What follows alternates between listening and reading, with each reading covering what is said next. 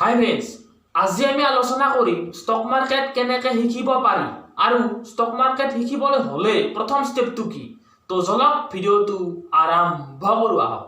আপোনালোকেতো জানেই যে যাকেইখন নজনাকে হিচাপ নিকাচ কৰিব নোৱাৰে ভুল হৈ যোৱাৰ সম্ভাৱনা থাকে। ঠিক একেদৰে মিউচুৱেল ফাণ্ড নজনাকে ষ্টক মাৰ্কেট শিকিব নোৱাৰে, কাৰণ ষ্টক মাৰ্কেট শিকিবলৈ হ'লে প্ৰথম ষ্টেপটোৱে হ'ল মিউচুৱেল ফাণ্ড শিকিব লাগিব। প্ৰথমে আমি সকলোৱে মিউচুৱেল ফাণ্ড জানিব লাগিব। মিউচুৱেল ফাণ্ড কি হয়, মিউচুৱেল ফাণ্ডে ক'ত ইনভেষ্টমেণ্টবিলাক কৰে, মিউচুৱেল ফাণ্ডে কাম কেনেকৈ কৰে। যেতিয়া আমাৰ মিউচুৱেল ফাণ্ডৰ ওপৰত বেছিক কনচেপ্টবিলাক ক্লিয়াৰ হ'ব, নেক্সট ষ্টেপত আমি ইণ্ডাইচেছবিলাক জানিব লাগিব। ইণ্ডাইচেছ মানে কি, যেনে নিফটি 50 কি, চেনচেক্স কি, নিফটি বেংক কি, নিফটি মিড কেপ 100 কি, এক্সেট্ৰা এক্সেট্ৰা। ইয়াৰ পিছত আমি ষ্টেপ নাম্বাৰ 3 জানিব লাগিব নেশ্যনেল ষ্টক এক্সচেঞ্জ মানে কি আৰু বোম্বাই ষ্টক এক্সচেঞ্জ মানে কি। যেতিয়া এই দুটা এক্সচেঞ্জৰ কথা ভালদৰে জানি ল'ম, তেতিয়াহে ষ্টক মাৰ্কেটক আমি সকলোৱে ভালদৰে বুজি পাম যে আচলতে ষ্টক মাৰ্কেট কি হয়।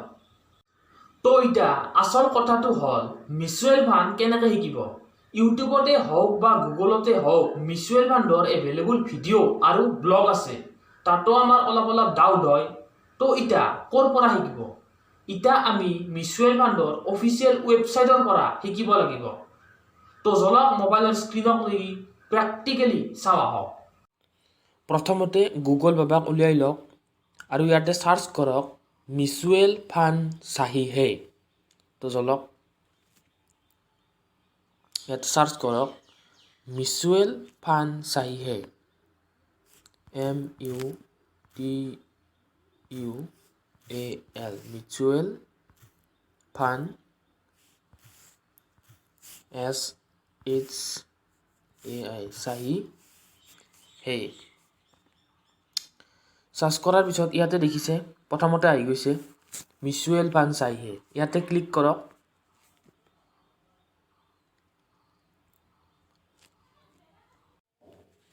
মিউচুৱেল ফাণ্ডৰ অফিচিয়েল ৱেবছাইটটো খোল খাই গ'ল, দেখিছেনে।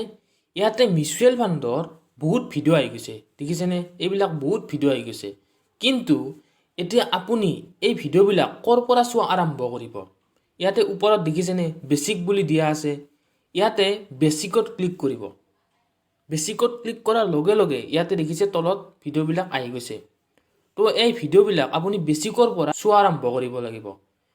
এই বেছিকৰ ভিডিঅ'টো চোৱাৰ পিছত আপুনি নেক্সট আহিব টাইপ অফ মিউচুৱেল ফাণ্ড। ইয়াতে ক্লিক কৰিব। Type of mutual fund related ভিডিঅ'বিলাক আহি গৈছে, দেখিছেনে।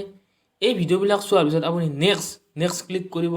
ইয়াতে মোৰ এবাউট মিউচুৱেল ফাণ্ড আহি গৈছে, ইয়াতে ক্লিক কৰি দিব। তো চাওক মোৰ এবাউট মিউচুৱেল ফাণ্ড ৰিলেটেড ভিডিঅ'বিলাক আহি গ'ল। চিৰিয়েলি আপুনি এনেকৈ ভিডিঅ'বিলাক চাই যাব। যেতিয়া আপোনাৰ এই ভিডিঅ'বিলাক চোৱা হ'ব, নেক্সট আপুনি তলক আহিব আৰু ইয়াতে দেখিব কি পপুলাৰ মিউচুৱেল ফাণ্ড আৰ্টিকেল দিয়া আছে, আৰু এই আৰ্টিকেলবিলাকো আপুনি পঢ়ি ল'ব। তেতিয়া আপুনি মিউচুৱেল ফাণ্ডক আৰু বেছি ভালকৈ বুজি পাব। আৰু এই ৱেবছাইটটোত এটা বহুত ইণ্টাৰেষ্টিং বস্তু দিয়া আছে। বহুত ব্যক্তি ভিডিঅ' চাই ভাল নাপায়, তেওঁলোকে পঢ়ি ভাল পায়। তো তেওঁলোকৰ কাৰণেও এই ৱেবছাইটটোত তো এটা সুবিধা দিয়া আছে। তো তেওঁলোকে পঢ়িব পাৰে, কিন্তু কেনেকৈ পঢ়িব তো চাওঁ আহকচোন। তো আমি বৰ্তমান এটা যিকোনো ভিডিঅ' এটাত ক্লিক কৰি দিলোঁ। তো ইয়াত ভিডিঅ'টো আহি গ'ল, দেখিছে। ইয়াতে মই ভিডিঅ'টো পজ কৰিলোঁ। চাওক তলত দিয়া আছে ভিডিঅ'টো ৰিলেটেড ছেম, ভিডিঅ'টো যি আছে তো ছেম তলতো দিয়া আছে। এইবিলাক আপুনি পঢ়িও ল'ব পাৰে, আৰু এটা এই ৱেবছাইটত ইণ্টাৰেষ্টিং বস্তু আছে, সেইটো হ'ল লেংগুৱেজ। বহুতে ইংলিছটো বুজি নাপায় বা পঢ়িব টান পায় ইংলিছত। সেই বস্তুটো আপোনাৰ ইয়াতে সুবিধা দিয়া আছে। সেই বস্তুটো আপোনাৰ চেঞ্জ কৰিব পাৰে, লেংগুৱেজবিলাক চেঞ্জ কৰিব পাৰে। কিন্তু কেনেকৈ লেংগুৱেজটো চেঞ্জ কৰিব তো চাওঁ আহকচোন। এই ওপৰত ৰাইট ছাইডৰ ওপৰত দিয়া আছে ইংলিছ বুলি, দেখিছে। ইয়াতে ৰাইট ছাইডৰ ওপৰত এইটো ইংলিছ। তো ইয়াতে ইংলিছটোত ক্লিক কৰি দিব।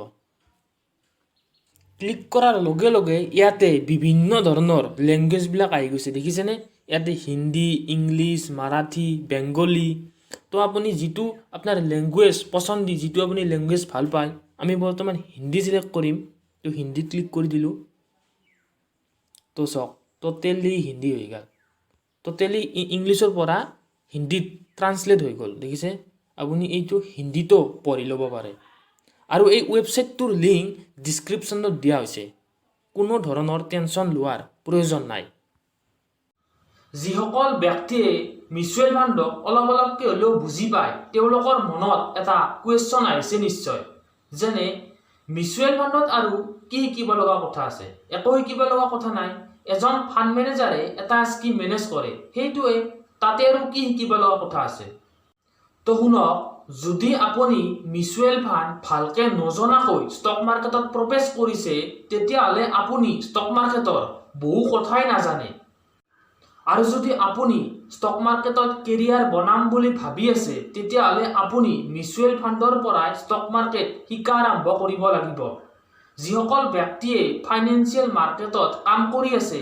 তেওঁলোকেও মিউচুৱেল ফাণ্ডৰ পৰাই ষ্টক মাৰ্কেট শিকা আৰম্ভ কৰিছিল ময়ো মিউচুৱেল ফাণ্ডৰ পৰাই ষ্টক মাৰ্কেট শিকা আৰম্ভ কৰিছিলোঁ আৰু বৰ্তমান আজিও মই মিউচুৱেল ফাণ্ডে ষ্টাডি কৰি থাকোঁ ষ্টক মাৰ্কেট শিকিব যোৱা নাই কাৰণ মিউচুৱেল ফাণ্ডে আপোনাক ষ্টক মাৰ্কেট শিকাই দিব আজিলৈ এইখিনিয়ে আছিল এনেকুৱা ইনফৰমেটিভ কণ্টেণ্ট চাই থাকিবলৈ চেনেলটো ছাবস্ক্ৰাইব কৰি ৰাখক আৰু ভিডিঅ'টো ভাল লাগিলে লাইক কৰিব আৰু এই ভিডিঅ'টো বন্ধু বান্ধৱীৰ লগত শ্বেয়াৰ কৰিব যাতে তেওঁলোকেও জানে ষ্টক মাৰ্কেট কেনেকৈ শিকিব লাগে আৰু ষ্টক মাৰ্কেট শিকিবলৈ হ'লে প্ৰথম ষ্টেপটো কি থেংক ইউ